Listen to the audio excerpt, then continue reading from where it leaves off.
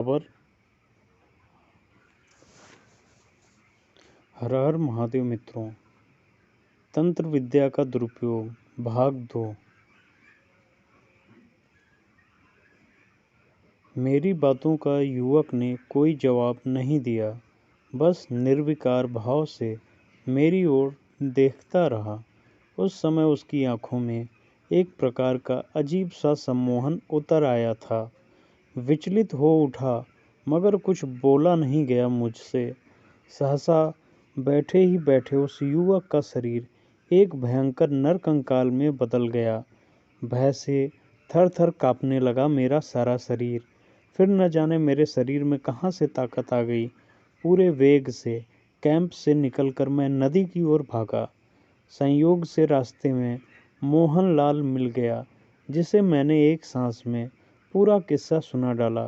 मेरी बात सुनकर वह बोला, मैंने तो आपसे पहले ही कहा था कि यह पूरा इलाका भुतहा है, मगर आप ही नहीं माने। खैर, अब आप मेरे मकान में रहिए। एक हफ्ते में डॉक्टर सक्सेना लौट आए। मजदूरों का भी इंतजाम हो गया और खुदाई फिर से शुरू हो गई। 2-3 दिन की खुदाई से बौद्ध आश्रम की भूमिगत सबसे नीचे वाली मंजिल निकल आई। दालान, आंगन और कमरे सफ़ेद और लाल संगमरमर के बने हुए थे। कमरे बिल्कुल साफ थे। कमरे में एक अनिवर्चनीय सुगंध भी फैली हुई थी। कमरे के भीतर घुसते ही मेरा तन मन पुलकित हो उठा। काफ़ी देर तक मैं निर्विकार भाव से खड़ा रहा कमरे में। सहसा ऐसा लगा कि कोई अंतर्मन से मुझे पुकार रहा है, मगर वहाँ कोई दिखाई नहीं दिया। सक्सेना साहब बगल वाले कमरे में थे। जब मैं वहाँ पहुँचा तो उन्होंने इशारा करते हुए कहा, शर्मा जी देखो यह क्या है। कमरे की दीवार से सटाकर भगवान तथागत की एक अति भव्य पाषाण प्रतिमा स्थापित थी। वहाँ पर तथागत की अभय मुद्रा थी। प्रतिमा लगभग 3 फीट ऊंची थी। भगवान के कमलासन के बगल में एक संदूकची रखी हुई थी और उसके ऊपर लिखा हुआ था, शांति के दूत भगवान तथागत के चरणों में, रमाकांत शास्त्री। मेरा शरीर कांप उठा। उस युवक की शक्ल भी तैर गई दिमाग में। फिर संदूकची तोड़कर खोला गया। उसके भीतर मृगशाला में लिपटी हुई दर्शन शास्त्र की हस्तलिखित एक मोटी सी पुस्तक रखी मिली और उसी के साथ कागज का एक मोटा पुलिंदा भी लिपटा हुआ मिला, जिस पर लिखा हुआ था, रमाकांत शास्त्री की जीवन गाथा। मेरे लिए जितनी मूल्यवान वह तथागत की मूर्ति थी, उतनी ही मूल्यवान रमाकांत शास्त्री की जीवन गाथा भी थी। जीवन गाथा का अंतिम अंश इस प्रकार था, और अब अपने जीवन की सबसे अधिक दुखदायी अद्भुत घटना का जिक्र करता हूँ।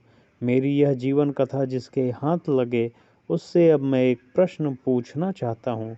आपने अब तक जीवन कथा में जो कुछ पढ़ा है, उससे आपको कहीं ऐसा तो नहीं लगा कि कहीं मेरा दिमाग खराब तो नहीं हो गया, कहीं मैं पागल तो नहीं हो गया? और तब मैं असीम वेदना से तड़प उठता हूँ। मैं आपको विश्वास दिलाता हूँ कि मेरी इस कथा का एक एक अक्षर सत्य है। मेरे पास धन संपत्ति की कोई कमी नहीं है।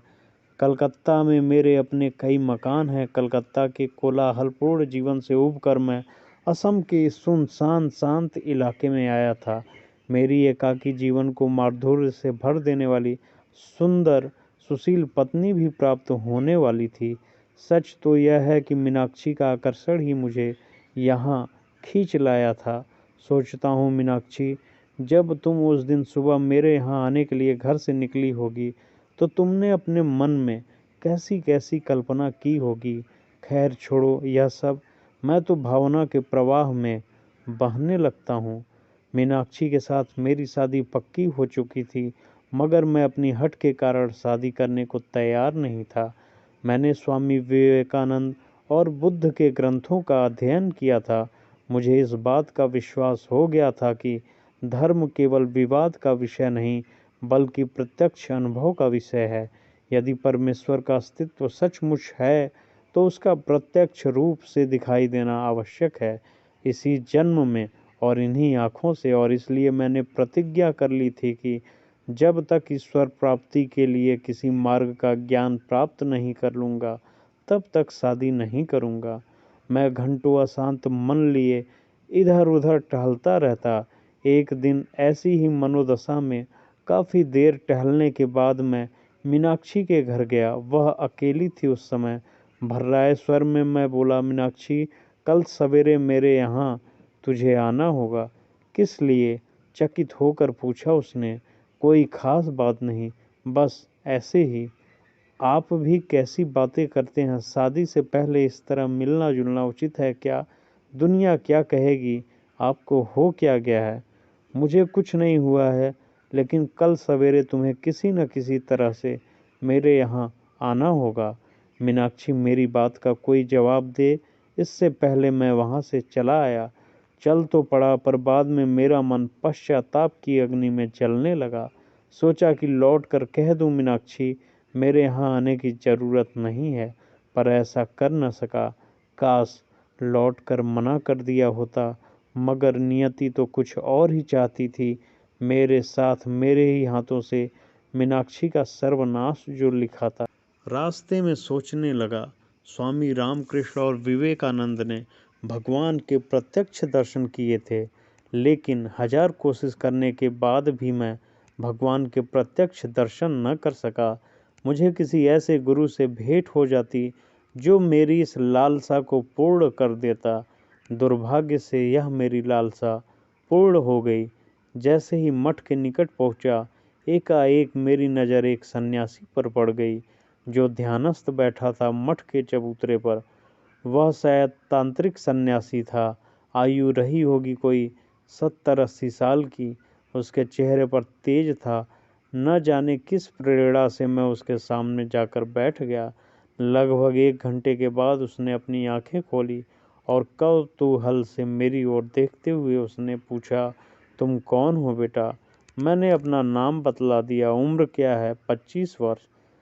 तांत्रिक सन्यासी काफी देर मौन साधे बैठा रहा। फिर मौन भंग हुआ।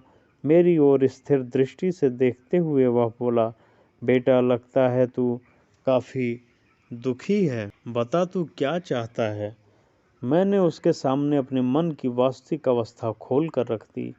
तुम जिस चीज का प्रत्यक्ष दर्शन करना चाहते हो, उसके लिए तो कई कई जन्म तपस्या करने के बाद कहीं उसका थोड़ा सा ज्ञान हो पाता है। मैं तुम्हें ईश्वर का दर्शन तो नहीं करा सकता, पर उसके साक्षात्कार के प्रयत्न करने के लिए जिस लंबी आयु की आवश्यकता होती है, वह मैं तुम्हें दे सकता हूँ, अर्थात इच्छा मरण शक्ति। तू इस शक्ति को प्राप्त करने का अधिकारी है बेटा। यही कारण है कि मैं तुझे इस शक्ति को देने के लिए तैयार हूँ, लेकिन इसके लिए मेरी एक शर्त है। यह अलौकिक शक्ति प्राप्त कर लेने के बाद तुझे उस समय तक के लिए अपना शरीर, अपना मन, अपना बुद्धि आदि सब कुछ मेरे अधीन कर देना होगा। इच्छा मरण शक्ति प्राप्त करना कोई आसान थोड़ी ही है।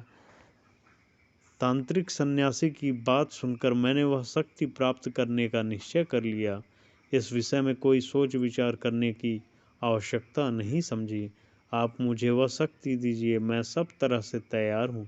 मैं पूरी तरह आपके अधीन होने के लिए तैयार हूँ। मेरे मुंह से इतना निकलते ही वह तांत्रिक साधु मेरी ओर देखकर मुस्कुराया। काश उस समय उस मुस्कुराहट का रहस्य मैं समझ पाता। फिर वह अपने साथ इसी कमरे में लेकर आया और पद्मासन में बैठने का आदेश दिया। मैंने तुरंत आदेश का पालन किया। दूसरे पल मेरी सांस धीमी पड़ने लगी, स्थिर होने लगा मन। पलकें बोझिल होती गई। मुझे लगने लगा कि मेरा समस्त चेतना सुप्त होता जा रहा है।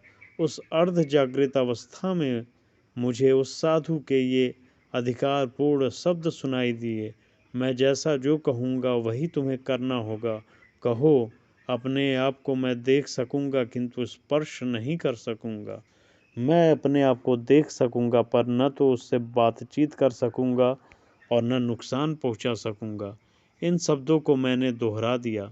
शब्दों में निहित विचित्रता पर ध्यान देने की शक्ति मुझ में बाकी नहीं रह गई। मैंने उक्त शब्दों का उच्चारण किया ही था कि मुझे साधु के ये शब्द सुनाई दिए, तुमने इच्छा मरण शक्ति प्राप्त कर ली और तभी मेरी शेष चेतना भी लुप्त हो गई। क्रमशः